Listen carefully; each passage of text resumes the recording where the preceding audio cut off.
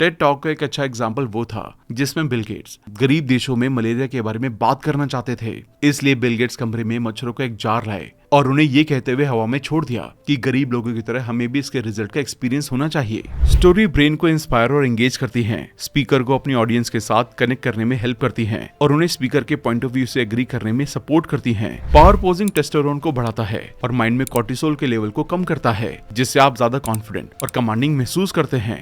Information को नया और एक्साइटिंग बनाने के लिए लिसनर में डोपामाइन रिलीज होता है, जो बदले में इन्फॉर्मेशन को यादगार बना देता है। रिसर्चर से पता चला है कि हमारे दिमाग को चीजों की डिटेल में जाने से पहले उसकी बड़ी पिक्चर देखने की जरूरत होती है। इसके लिए स्पीच की शुरुआत में टाइटल के जरिए ऑडियंस को ये बताएं। हंसना उन टूल में से एक है जिस पर रिस्पॉन्स करने के लिए माइंड को कड़ी मेहनत नहीं करनी होती और ये मैसेज को नया बनाने का अच्छा तरीका है।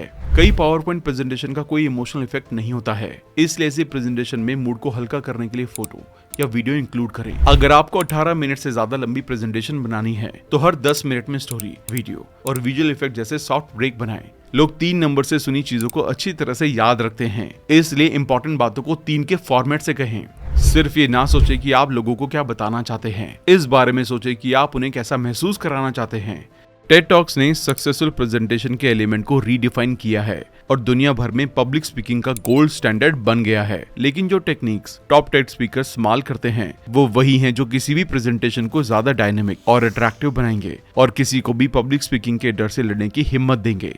The presentation secrets of Steve job की बेस्ट सेलिंग ऑथर कार्मिन गैलो ने टॉप टेड टॉक्स को समझा और सबसे पॉपुलर टेड टॉक प्रेजेंटर के साथ इंटरव्यू किए ताकि वो सक्सेसफुल टेड प्रेजेंटेशन के 9 सीक्रेट्स को अनकवर कर सकें। ये सभी सीक्रेट्स आज हम अनकवर करने वाले हैं from the book talk like TED by Carmine Gallo, the 9 public speaking secrets of the world's top mind. Ideas 21st century की करेंसी है। मैंने ऐसे बहुत से लोगों को देखा है जिनके पास बहुत अच्छे आइडियाज हैं, लेकिन किसी कारण से उन्हें लोगों के सामने प्रेजेंट करने का मौका नहीं मिलता और अगर वो करते हैं तो समझाने में फेल हो जाते हैं। इस दुनिया में जहां इन्फॉर्मेशन एक क्लिक पर अवेलेबल है, इसमें आइडियाज इंपॉर्टेंट है, लेकिन इससे भी ज्यादा जरूरी ये है कि हम उसे कैसे प्रेजेंट करते हैं। अगर आपके पास एक अच्छी स्पीच है और लोगों के सामने बोलना चाहते हैं तो याद रखें, एक्सेलेंस प्रैक्टिस के साथ आती है, कुछ भी आसमान से नहीं गिरता, इसलिए ज्यादा से ज्यादा प्रैक्टिस करें।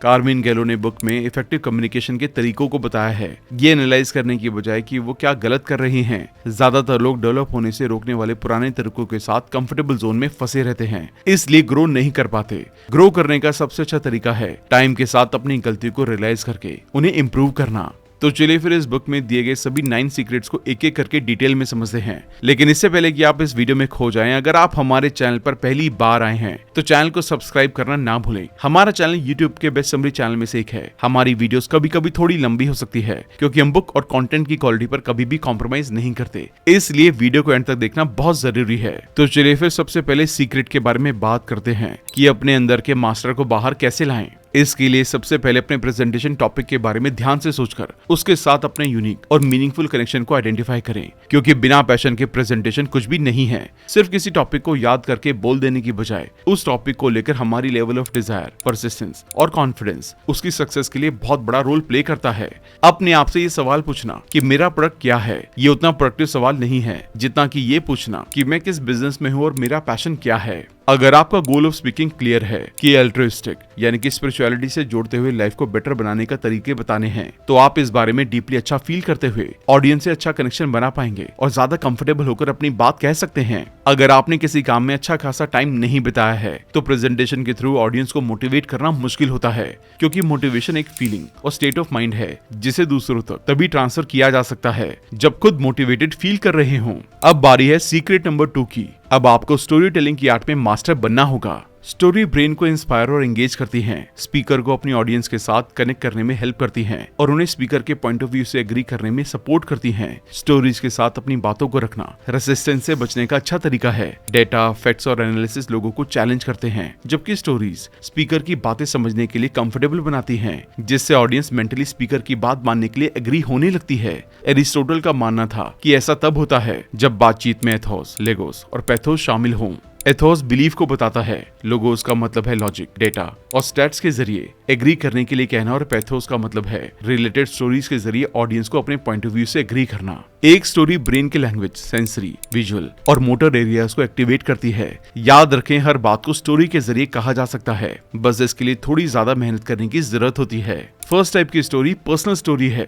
इसमें आप अपने लाइफ एक्सपीरियंसेस, ऑथेंटिक लीडर्स या ऐसे लोगों की स्टोरी सुना सकते हैं जो दूसरों को कंफर्टेबल जोन से बाहर निकलकर कुछ बड़ा करने के लिए इंस्पायर करती हों। क्यूरियोसिटी तब आती है जब हमें अपनी नॉलेज में गैप दिखता है, जब हमें लगता है कि यार मैं इस नॉलेज को मिस कर रहा हूँ, मुझे ये पता होना चाहिए। ऐसे में कोई ऐसा पर्सनल एक्सपीरियंस जिसमें आपने अनएक्सपेक्टेड रिजल्ट अचीव किए हों, एक एक्साइटिंग स्टोरी बन जाता है। सेकंड टाइप की स्टोरी दूसरे लोगों के बारे में है। इसमें ऐसी स्टोरी सुनाएं जो उनमें सिंपैथी की फीलिंग लाएं और उन्हें आपकी बात मानने के लिए इंस्पायर करें। तीसरी तरह की स्टोरी ब्रांड की सक्सेस के बारे में है। सक्सेसफुल ब्रांड सक्सेस के लिए उनसे जुड़ी पर्सनल लोगों की स्टोरीज या कैरेक्टर्स का फायदा उठाते हैं। आप भी इस तरीके को अपनाकर उन लोगों की स्टोरी सुनाएं जो सक्सेसफुल हुए हैं। ध्यान रखें, ऑडियंस इंस्पायर होना चाहती है, इसके लिए उन्हें एक रोल मॉडल या हीरो की जरूरत होती है। इसलिए अपने बारे में, दूसरे लोगों के बारे में या सक्सेसफुल ब्रांड्स के बारे में स्टोरी से उन्हें अट्रैक्ट करें। एक अच्छी तरह से सुनाई गई स्टोरी दूसरों को आसानी से समझा सकती है कि आपकी कंपनी, प्रोडक्ट या आइडिया उन्हें डिजायरेबल सक्सेस हासिल करने में हेल्प कर सकते हैं। स्टोरी सुनाते टाइम ऐसे वर्ड्स को यूज करने से बचें जो आपकी स्टोरी के क्लियर मैसेज से दूर ले जा सकते हैं। साथ में एक रोल मॉडल या किसी ऐसे इंसान को इंट्रोड्यूस करें जिसे लोग पसंद कर सकते हैं। सीक्रेट नंबर 3, बातचीत करें। लगातार प्रैक्टिस करें और अपने कंटेंट को अच्छी तरह से प्रिपेयर करें ताकि आप किसी करीबी दोस्त के साथ बातचीत करने की तरह आराम से प्रेजेंटेशन दे सकें। सच्चा सपोर्ट तभी मिलता है जब आप अपने लिसनर्स का भरोसा हासिल करते हैं। जब आवाज और हाव भाव आपके वर्ड से मेल नहीं खाते तो वो उस भरोसे को खो देते हैं। एक ऑथेंटिक प्रेजेंटेशन अच्छी प्रैक्टिस का रिजल्ट है। इसके लिए जरूरी है कि आपकी नॉन वर्बल कम्युनिकेशन आपके मैसेज के अकॉर्डिंग हो। एक प्रेजेंटेशन तैयार करने और देने के लिए प्लानिंग करने में उस फील्ड के बेस्ट लोगों से हेल्प लें। प्रेजेंटेशन बनाएं और फाइनल प्रेजेंटेशन से पहले एक बार दूसरों के सामने प्री प्रैक्टिस करें। बॉडी लैंग्वेज और मैसेज डिलीवरी को बेहतर बनाने के लिए पहचानें कि आप प्रेजेंटेशन के किस हिस्से से अच्छा इंप्रेशन जमा सकते हैं और तब तक प्रैक्टिस करें जब तक कि रियल प्रेजेंटेशन उस लेवल पर ना आ जाए। प्रेजेंटेशन देते टाइम ज्यादातर लोग अपने बोलने की स्पीड को स्लो कर देते हैं जिससे वो अनरियलिस्टिक लगते हैं। ऐसे बात करें जैसे आप ऑडियंस को कुछ समझाने की बजाय नॉर्मली बातचीत कर रहे हैं। कई टेक्निकल या साइंटिफिक डिस्कशन के साथ परेशानी ये है कि स्पीकर कंटेंट को विजुअल, एक्साइटिंग या एंटरटेनिंग बनाने में फेल हो जाते हैं। रियल और कॉन्फिडेंट लोगों के पास ऑडियंस को इन्फ्लुएंस करने की कमांड होती है। ग्रेट लीडर अपोजिट सिचुएशन के बावजूद कंट्रोल की फीलिंग को एक्सप्रेस करते हैं, भले ही उनके पास इमीडिएटली कोई सॉल्यूशन ना हो। वो ऑडियंस को अपनी बात समझाने के लिए उनसे जुड़े डीप मीनिंग जेस्चर को यूज करते हैं और जेस्चर ऑडियंस को स्पीकर में भरोसा दिलाते हैं। इसलिए जेस्चर का यूज करें, लेकिन मेन मैसेज को इन्फ्लुएंस के साथ डिलीवर करने के लिए समझदारी से मौके के टाइम ही इसका यूज करना फायदेमंद है। अपने जेस्चर्स और आंखों से ऑडियंस के साथ इंटरेक्ट करते रहें और साथ ही हैंड मूवमेंट करते हुए अपनी बात कहें। हाथों को नीचे लटकने के लिए ना छोड़ दें, क्योंकि नीचे लटकने वाले हाथों में एनर्जी और कॉन्फिडेंस की कमी होती है। एक excited non verbal body language में दोनों हाथों को बाहर की तरफ मूव किया जाता है। अगर आप प्रेजेंटेशन के टाइम अपनी राइट पोजीशन से भटक जाते हैं, टैप करते हैं या जिंगल करते हैं तो अपनी प्रेजेंटेशन की रिकॉर्डिंग देखें। ये आपको बेकार की मूवमेंट जेस्चर को खत्म करने के लिए बेहतर तरीके से तैयार करेगा। अगर आप अगली बार भी उसी तरह से स्पीच दे रहे हैं तो फिर से अपने आप को स्पीच देते हुए रिकॉर्ड करें और इम्प्रूव करें ताकि पावर पोजीशन में खड़े होकर ऑडियंस से बातचीत कर पाएं। पावर पोजिंग टेस्टोस्टेरोन को बढ़ाता है और माइंड में कोर्टिसोल के लेवल को कम करता है, जिससे आप ज्यादा कॉन्फिडेंट और कमांडिंग महसूस करते हैं। जब तक आप ऐसे नहीं बन पाते तब तक इसे करने का दिखावा करें, यानी कि fake it till you make it. ऐसा करने से हम सबकॉन्शियसली वैसा बनने के लिए तैयार होने लगते हैं। अच्छी डिलीवरी टेक्निक्स और जेस्चर में प्रैक्टिस आपके पूरे मैसेज के इन्फ्लुएंस को बढ़ाते हैं, लेकिन पैशन और प्रैक्टिस के बिना आपकी प्रेजेंटेशन में दम नहीं दिखता। इसलिए प्रेजेंटेशन में इन्हें हमेशा शामिल करें। अब बात करते हैं सीक्रेट नंबर 4 की। कुछ नया सिखाएं। ऐसी इन्फॉर्मेशन बताएं जो आपकी ऑडियंस के लिए पूरी तरह से नई हो, अलग तरह से प्रेजेंट की गई हो या किसी परेशानी को ठीक करने के लिए एक नया तरीका प्रेजेंट करती हो, क्योंकि इंसानों का दिमाग इनोवेशन या अपडेटेड वर्जन से प्यार करता है और इसलिए एक अननोन और अनजान इन्फॉर्मेशन से इन्फ्लुएंस होकर कई बार हम पहले से चले आ रहे अननेसेसरी बिलीफ से बाहर निकल जाते हैं। जब तक आप अपने टॉपिक से ऑडियंस को कुछ नया सिखाकर जोड़े रखते हैं और कुछ ऐसा बताते रहते हैं जिसे वो अपनी डेली लाइफ में यूज कर सकते हैं, तब आप उन्हें आसानी से अट्रैक्ट कर सकते हैं। इन्फॉर्मेशन को नया और एक्साइटिंग बनाने के लिए लिसनर में डोपामाइन रिलीज होता है, जो बदले में इन्फॉर्मेशन को यादगार बना देता है। कभी कभी हो सकता है कि आपने जो डेटा प्रेजेंट किया है वो लोगों को शॉक कर दे या पूरी तरह से लोगों की नॉलेज में ना हो, लेकिन इसका मतलब ये नहीं है कि आप इसे नई तरीके से प्रेजेंट नहीं कर सकते। जो इंसान ज्यादा स्मार्ट होता है, अगर आप उसे दुनिया को देखने के लिए एक नया लेंस देते हैं तो उसके कन्विंस होने की पॉसिबिलिटी उतनी ही ज्यादा होती है। अगर आप दूसरी फील्ड से सीखने और ऐसे थॉट पर डिस्कशन करने में इंटरेस्ट रखते हैं जो आपकी अपनी फील्ड से बहुत अलग है, तो आप और ज्यादा इंटरेस्टेड बन जाएंगे। ग्लिच या बहुत ज्यादा यूज किए जाने वाली आइडियाज की बजाय कुछ बेहतर अलग करने की इच्छा आपको वहां पर ले जाती है जिन पर आपने कभी नहीं सोचा था। लोगों के माइंड को चीजों को अलग तरह से देखने के लिए मजबूर करने के लिए, आपको इन्फॉर्मेशन को अलग तरह से देखने के लिए नए से नए तरीके ढूंढने होंगे। इसके लिए इसी पल अपनी लाइफ के बीते हुए और प्रेजेंट के उन मोमेंट्स पर ध्यान दें जो अब स्टोरी बन गए हैं। अगर वो आपको कुछ नया और वैल्यूएबल सिखाते हैं तो पॉसिबिलिटी है कि दूसरे लोग इसके बारे में सुनना चाहेंगे। फ्लिन इफेक्ट से पता चलता है कि जहां भी इस तरह के आईक्यू डेटा अवेलेबल होते हैं वहां हर अगली जनरेशन के एवरेज आईक्यू लेवल में ग्रोथ हुई है। अगर आप अपने इंपॉर्टेंट मैसेज या एक बात जो आप अपनी ऑडियंस को बताना चाहते हैं उसे 30 वर्ड्स या उससे कम में नहीं बता सकते तो अपने मैसेज डिलीवरी के तरीके के इम्प्रूवमेंट पर काम करते रहें। ट्विटर टाइटल मैसेज में क्लैरिटी लाता है और ऑडियंस के लिए कंटेंट को समझना आसान बनाता है, इसलिए इससे प्रैक्टिस करें। रिसर्चर से पता चला है कि हमारे दिमाग को चीजों की डिटेल में जाने से पहले उसकी बड़ी पिक्चर देखने की जरूरत होती है। इसके लिए स्पीच की शुरुआत में टाइटल के जरिए ऑडियंस को ये बताएं। टाइटल से पता लगना चाहिए कि प्रोडक्ट, सर्विस या स्पीच का रीजन क्या है और साथ ही वो क्या है जो इसे यूनिक बनाता है।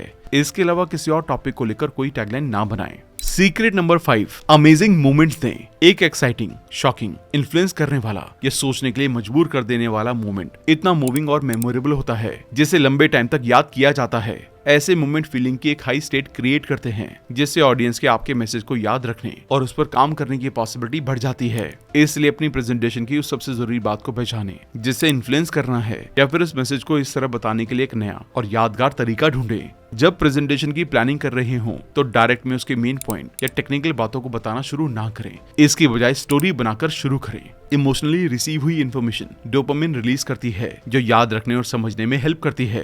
पहली बार में हम किसी चीज को कितनी क्लैरिटी से देखते हैं ये बताता है कि बाद में हम इसे कितनी क्लैरिटी से याद रखेंगे। माइंड इमोशन से जुड़ी घटनाओं को याद करने के लिए हमेशा तैयार रहता है, चाहे पॉजिटिव हो या नेगेटिव। एक होली स्मोक्स मोमेंट वो मोमेंट होता है जब आप पहली बात किसी और को बताते हैं जो आपकी प्रेजेंटेशन के बारे में जानना चाहते हैं। इस मोमेंट को इंटरेस्टिंग बनाने के लिए एक डेमो, चौंकाने वाले नंबर्स, फोटो या वीडियो, ट्रेंडिंग न्यूज और आपके मैसेज से जुड़े इंडिविजुअल लोगों की स्टोरीज का यूज करें। स्टैट्स प्रेजेंट करते टाइम नंबर को एक ऐसे सीक्वेंस में रखकर मीनिंगफुल बनाएं जो ऑडियंस को कन्विंस कर सके। याद रखें, अच्छे स्पीकर अच्छे स्टोरी टेलर होते हैं। बदले में स्टोरीज मैसेज और उनके इन्फ्लुएंस को बढ़ाती हैं। अपनी स्पीच को ब्रीफ पॉइंट्स या एक शॉर्ट नोट के साथ एंड करें। ये परमानेंटली ऑडियंस के दिमाग में स्पीकर के मैसेज को ब्रांड बना देता है।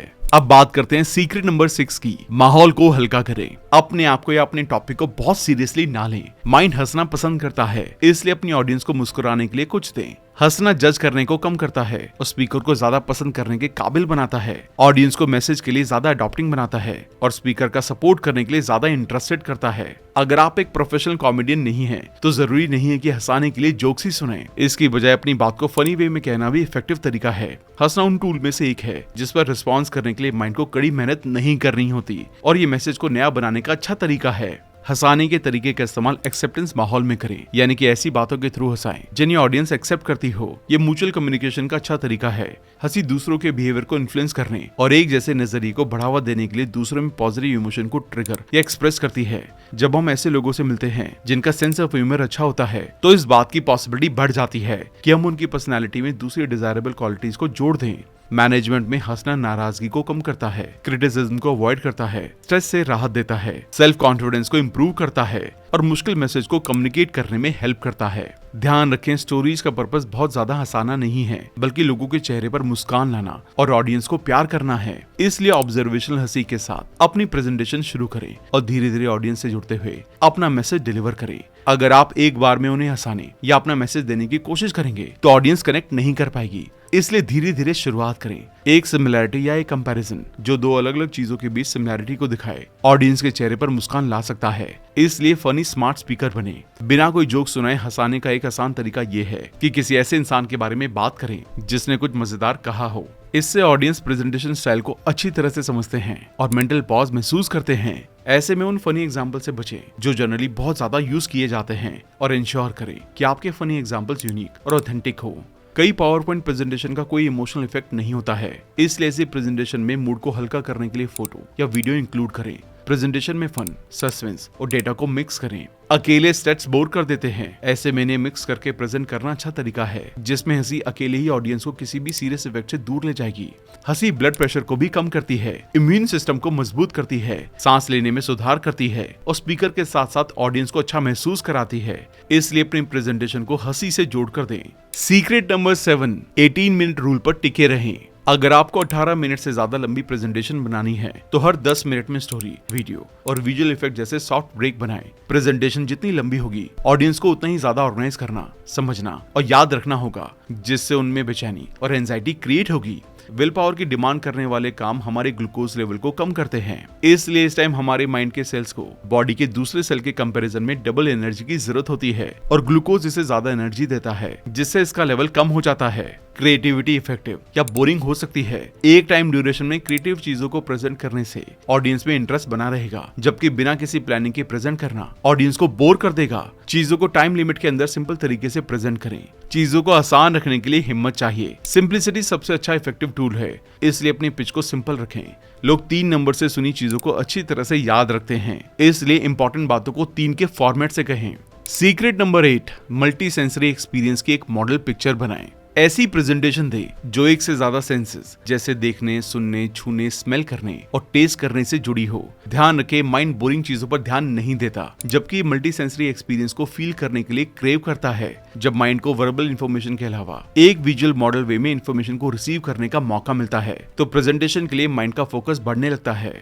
नजर या देखना दूसरी सभी सेंसेस से ज्यादा पावरफुल होता है, इसलिए अपनी प्रेजेंटेशन को सिर्फ वर्बली बताने के बजाय उसे फोटो और वर्बल दोनों को कंबाइन करके इन्फॉर्मेशन प्रोवाइड करें। वर्ड से इन्फॉर्मेशन समझने में परेशानी ये है कि स्पीच, बातचीत या प्रेजेंटेशन पर ध्यान देते टाइम माइंड कई इन्फॉर्मेशन पर एक जैसा ध्यान नहीं दे सकता और ये मल्टीटास्क नहीं कर सकता, जबकि वर्ड्स के बजाय फोटो या वीडियो के रूप में प्रेजेंट किए गए कॉन्सेप्ट्स को याद किए जाने की 6 गुना ज्यादा पॉसिबिलिटी होती है। फोटो या वीडियो को एक के बजाय कई चैनल में प्रोसेस किया जाता है, जिससे माइंड को उसकी टॉपिक की बहुत गहरी और मीनिंगफुल एनकोडिंग का एक्सपीरियंस होता है या समझ मिलती है। प्रेजेंटेशन में वर्ड्स को बढ़ाने के लिए फोटो या वीडियो का यूज करें, ज्यादा वर्ड्स का नहीं।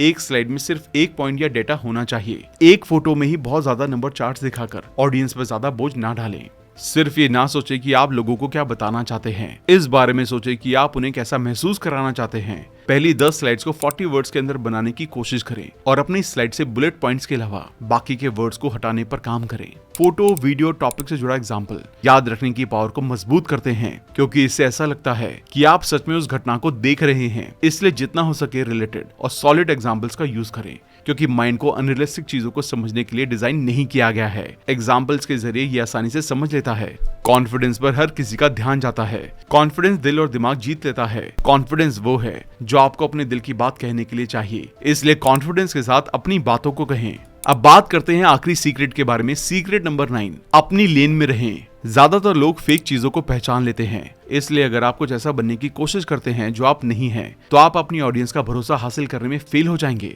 सक्सेसफुल लोग अपनी लाइफ के मेन पर्पस को पहचानते हैं और खुद का बेस्ट वर्जन बनने के लिए उस पर्पस को लगातार फॉलो करते रहते हैं। आपका गोल बस एक प्रेजेंटेशन देना नहीं होना चाहिए, बल्कि अपनी ऑडियंस को इंस्पायर करना और उन्हें बड़ा सपना दिखाना होना चाहिए। इसके लिए रियल बने, अपने बेस्ट वर्जन बने और ध्यान रखें, आप अपनी ऑडियंस को किसी भी चीज के लिए तब तक भरोसा नहीं दिला सकते जब तक कि वो आप पर भरोसा नहीं करते हैं, आपकी तारीफ नहीं करते हैं और सच में आपको पसंद नहीं करते हैं। इसलिए अपनी लेन की पहचान करें और इसकी भी कि आप उस लेन के लिए उतने पैशनेट क्यों हैं। वहीं रहें, अपने आप को ग्रो करते रहें और अपने सच्चे ऑथेंटिक वर्जन बने। थैंक यू दोस्तों, ये थी टॉक लाइक टेड की बुक समरी। तो आइए इसके इंपॉर्टेंट लेसन्स को वापस से रिवाइज कर लेते हैं ताकि आपको इनको इम्प्लीमेंट करना याद रहे। पहला सीक्रेट है कि अपने अंदर के गुरु को बाहर लाएं। ये गुरु वो पैशन है जो उस टॉपिक के बारे में है। इसका मतलब क्या है? इसका मतलब है कि आप अपनी ऑडियंस को तभी इंस्पायर कर पाएंगे जब आप सच में उस टॉपिक के बारे में इमोशनल हो जिसे आप प्रेजेंट कर रहे हैं। दूसरा सीक्रेट है स्टोरी टेलिंग की आर्ट में मास्टरी हासिल करें। प्रैक्टिस, ये तीसरा सीक्रेट है। आपकी प्रेजेंटेशन जितना हो सके मिस्टेक लेस हो, इसके लिए आपको इसकी पहले से प्रैक्टिस करने की जरूरत है।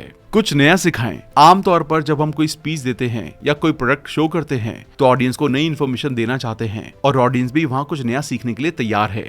पांचवा सीक्रेट है डिलीवर ड्रॉपिंग मोमेंट्स। अपनी ऑडियंस को इन्फ्लुएंस करने के लिए आपके पास एक ऐसा पल होना चाहिए जो सच में उन्हें आपके टॉपिक के बारे में सोचने पर मजबूर कर दे। टेड टॉक का एक अच्छा एग्जाम्पल वो था जिसमें बिल गेट्स गरीब देशों में मलेरिया के बारे में बात करना चाहते थे।